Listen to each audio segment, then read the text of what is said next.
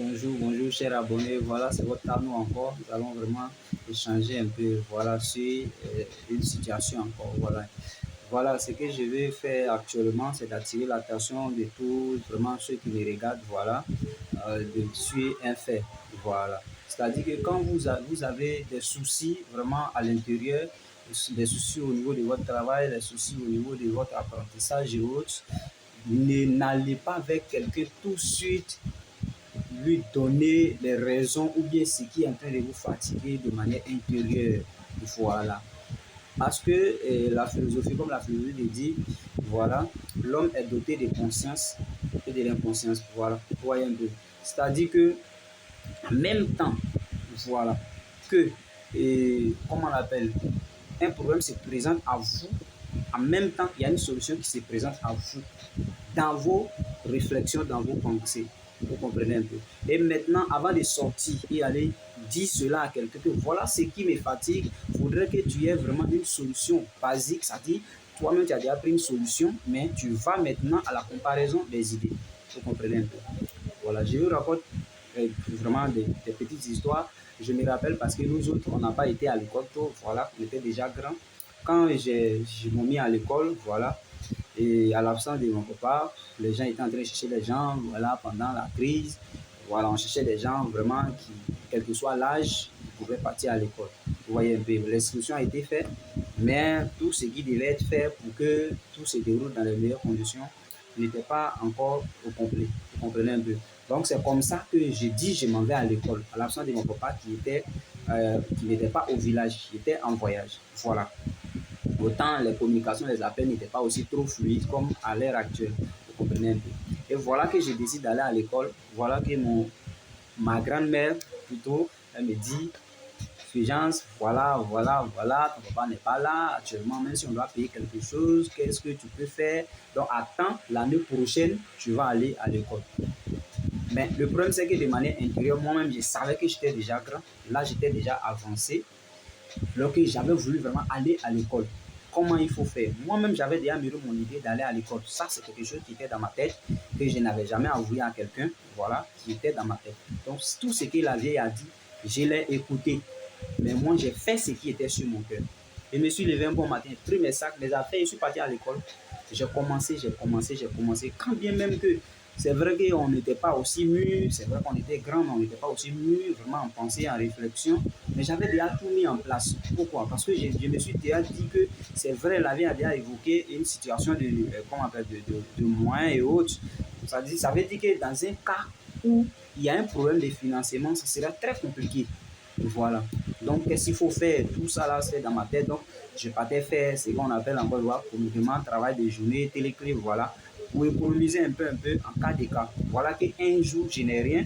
On nous demande de payer crèche 50 francs. Et la crèche 50 francs. À cause des crèches 50 francs, tout le monde m'a abandonné dans la cour. J'ai pleuré. Et c'est un cousin, père à son âme, qui est venu me sauver, m'a donné 200 francs. Il était presque 10 heures. Je me rends à l'école. Vu que je respecte, même le maître même sait, après les cours, je suis toujours à côté de ses enfants, de leurs enfants, en train de vraiment faire des choses.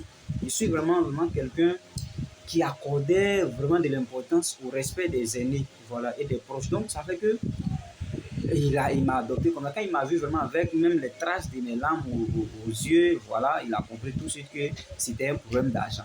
Il a pris mes 100, il a pris mes 200, il a enlevé les 50, il m'a donné les 150. Vous voyez, c'est comme ça que là, même lui-même, il m'a adopté maintenant. Vous comprenez un peu. Mais ce que je veux faire comprendre, c'est que c'est quoi? C'est dans ça au fur et à mesure, j'ai croisé beaucoup de problèmes en route lors de mes trucs, de mon cursus scolaire. Je me rappelle même en cinquième où c'était compliqué, le jeu n'arrivait pas à financer. Voilà, moi aussi, les gros droits que je fais, je n'arrivais pas. Voilà, je prends une décision interne. Même si c'est dur, je dois aller à l'école. Mais je m'approche de mon grand-père et je lui demande, ah, voilà ce que papa fait. Vraiment, il ne me donne pas de déjeuner, il ne me fait pas tant, il me fait pas tant. Il me dit, mon fils, l'école n'est pas la seule voie de la réussite. Ce que je peux te dire, si ton papa ne peut pas faire, il faut abandonner les études, commence à faire plantation. Chose qui n'est pas mauvaise. Faire plantation n'est pas mauvaise. Mais le problème, c'est que moi, mon problème, que j'étais parti exposer, j'avais déjà une solution à mon problème. Voilà. Et c'est comme ça. À chaque fois qu'il y a une situation qui se présente, sois sûr, sois rassuré que quand le problème se présente, tu as déjà une solution. Et maintenant, tu vas maintenant faire la comparaison de ce que tu as trouvé comme solution chez d'autres personnes. Même si c'est chez un coach, il faut savoir que tu as déjà une solution, mais qui n'est pas trop rassurante, tu veux vraiment savoir. Maintenant, si le coach te propose une autre solution que celle à quoi tu pensais, tu exposes maintenant. Tu dis, bon, ok, coach, voilà ce que tu demandes de faire. Et si j'ai fait telle chose, la personne va t'envoyer les détails sur certains trucs et tu vas t'en sortir. Parce que quand tu es en train de faire quelque chose, une formation, tu es en train d'avancer, vraiment, il y a l'état, il y a, comment on appelle le plan spirituel. Sur le plan spirituel, il y en a qui sont contre. Sur le plan physique, voilà, mais tout compte fait, c'est que tout est d'abord spirituel avant d'être physique. Donc, c'est comme ça que tu peux être avec des gens, vous riez ensemble, voilà, tu fais quelque chose. Un exemple simple, tu décides peut-être de te marier, de doter une fille, ou bien de rester avec un gars, voilà. Voilà qu'aujourd'hui, peut-être que le gars il est violent, il t'a frappé une fois pour un problème peut-être que tu n'avais pas raison, mais pourquoi il t'a battu. Du coup, tu décides de ne plus rester avec lui. Quand tu décides de ne plus rester avec lui, ou bien tu décides de ne plus rester avec elle parce qu'elle a fait quelque chose de mal, qu'est-ce que tu te poses la question? Quelle est la question que tu te poses plutôt? La question que tu te poses, voilà. En tout cas, ce qu'elle a fait aujourd'hui, bien ce qu'il a fait aujourd'hui, moi, je vais l'abandonner. Qu'est-ce qu'il faut faire? Est-ce que si je l'abandonne, je ne serai pas ainsi? Est-ce que si je vais ailleurs, est-ce que je peux avoir mieux ailleurs? Est-ce que tous ces problèmes, tu te poses tous ces problématiques-là et tu tranches, tu vois. Tu prends une solution là-dedans, ok, je vais l'essayer encore. Ok, c'est vrai que c'est ce côté seulement qui est tordu, mais je vais aller en mariage avec elle parce que je suppose à la longue, ça peut changer. Ok, fais ça, fais ça, fais ça. Avant d'exposer les problèmes. Parce que tout de suite, quand tu vas voir un ami ou bien quelqu'un, tu vas lui exposer, ah vraiment, voilà ce que ma chérie a fait, ou bien voilà ce que mon chéri a fait, raison pour laquelle je ne veux plus de lui, ou bien je ne veux plus d'elle automatiquement, ou bien voilà ce qu'ils ont posé comme condition dans mon centre de formation, raison pour laquelle je vais arrêter la formation. Voilà, c'est qu'automatiquement la personne va te dire, ça là, si elle te disait au départ, tu allais dire que peut-être que je ne t'aimais pas. Je t'ai dit que cette fille-là, elle n'est pas bien. Je t'ai dit que ce gars-là, il va te tuer, il va te laisser. Je t'ai dit que la formation, tu n'allais pas arriver. Voilà où tu es arrivé. Toutes ces années-là, tu n'as même pas eu le diplôme, tu n'as plus d'argent pour continuer. Tu vois, c'est ce que je te disais auparavant.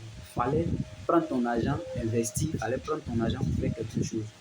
Vous voyez, c'est ça, et tu seras en même temps découragé. Pourquoi? Parce que tu n'avais pas une résolution au cœur, tu n'avais pas déjà une décision vraiment, comment on appelle, fondée avant de venir faire la comparaison des idées, la comparaison des pensées.